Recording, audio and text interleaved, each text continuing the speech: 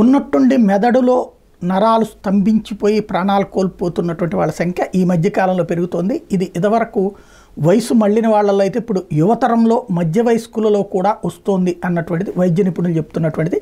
దీనికి కారణాలు ఏంటంటే బీపీ షుగర్ నియంత్రణలో లేకపోవడం, ఊబకాయం ఉండటం. ప్రస్తుతం రాష్ట్రంలో 30 ఏళ్ళు పైబడిన వాళ్ళలో 25% మంది బీపీ షుగర్తో బాధపడుతున్నారు.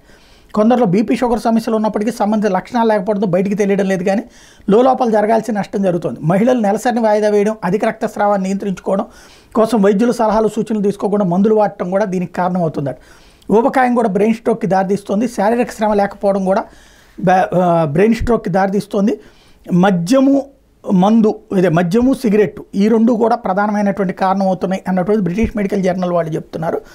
ఆధునిక జీవనశైలి దురలవాట్ల కారణంగా ఇది ఎక్కువగా వస్తుంది అన్నటువంటి చెప్తున్నారు. కాకపోతే అసలు ఇవన్నీ వినేవాళ్ళు ఎవరన్నా ఉన్నారా అనేది డౌటే.